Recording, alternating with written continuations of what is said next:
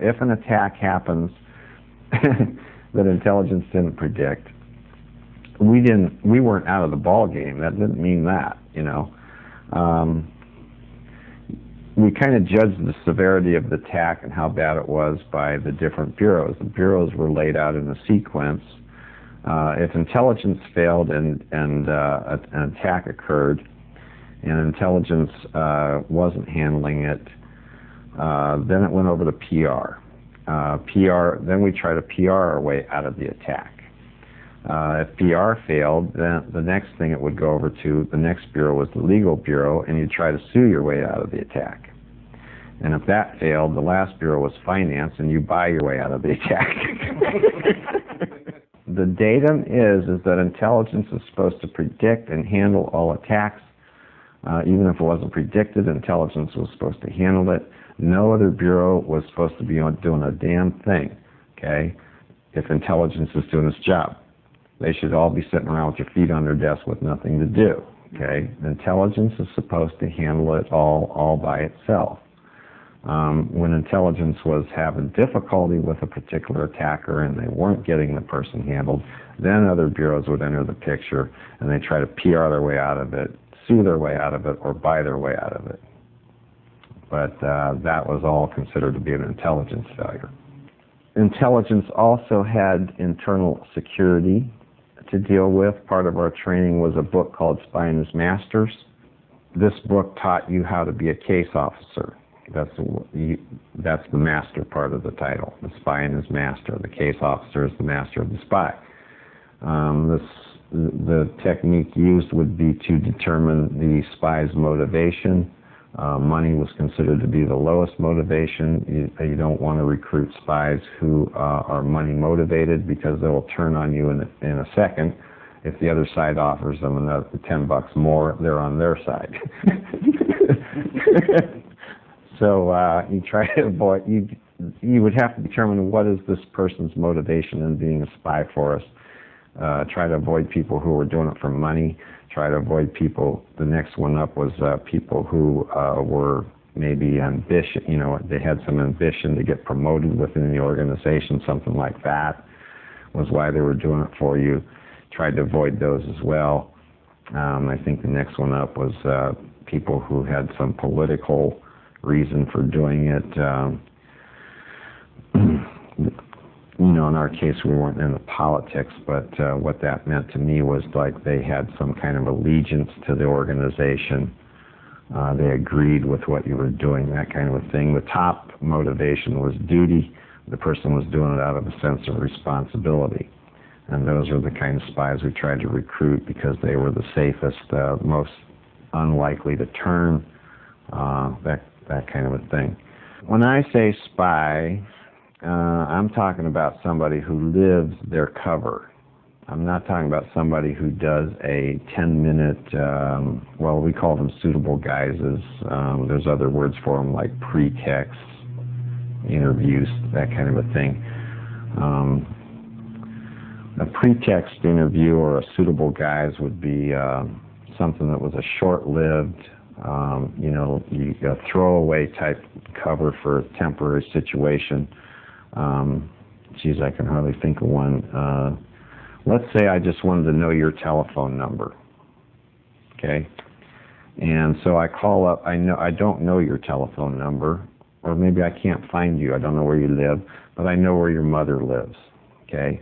So I call up your mother and say, I'm your friend, and I'm looking for you. Can you tell me your phone number? And I get it, okay? That's a suitable guise or a pretext interview, okay? Well, that's a throwaway thing, you know. You just use it once. It's there for a few minutes, and it's gone, you know. You got the information you wanted. Those were commonly used, but I'm not talking, when I say spy, I don't mean that. I mean somebody who is just like in the normal intelligence community, the governments, their kind of spies that they use on each other. These, you know, those people live their cover. They have false identities in a lot of cases, and we did know how to make false identities for people.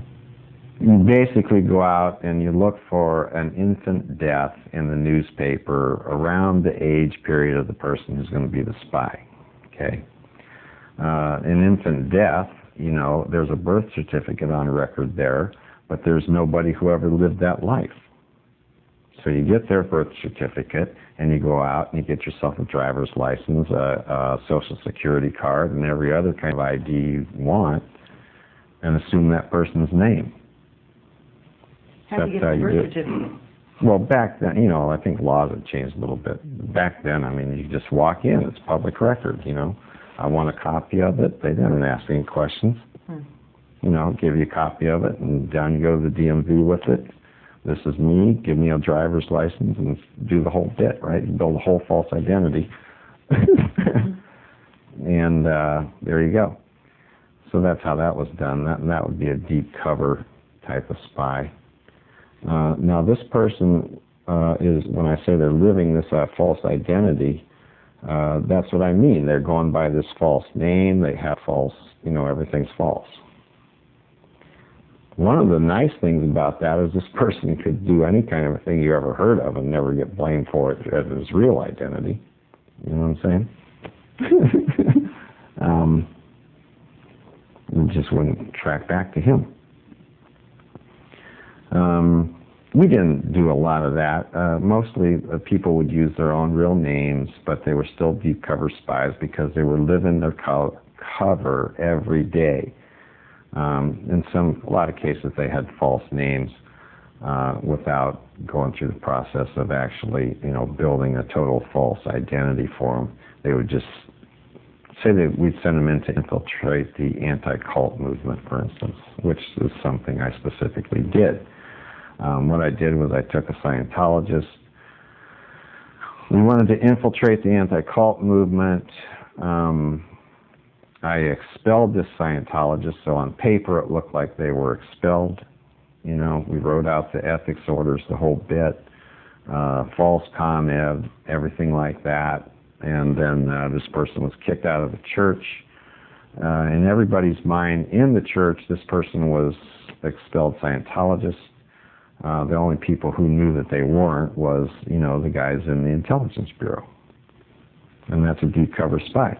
So this person would go out, and they were using their actual name, but their cover was that they were no longer in Scientology, no longer agreed with it, agreed with the anti-cult people, and wanted to do, they were mad at Scientology. They wanted to help the anti-cult movement expose it and stuff like that. And then, so of course, they were opened with welcome arms by the anti-cult people, and now here we go, and now there's my deep cover spy in the anti-cult movement. So predict. Oh, they're going to deprogram so-and-so tomorrow. Oh, I see. See what I mean? This group right here is a target for getting a spy in, and they ain't going to sleep at night until they do it. I don't think that's true. Okay. Hope it's not you. Well, I'll tell you something about that that'll help you find out who it might be. Because intelligence is also charged with finding spies in the organization. Now, that person I'm talking about that I sent in on the anti-cult movement, there's a limit to what I would let that person do. Okay? They could criticize, they could help, they could complain, they could natter all they wanted to about Scientology. I really didn't care.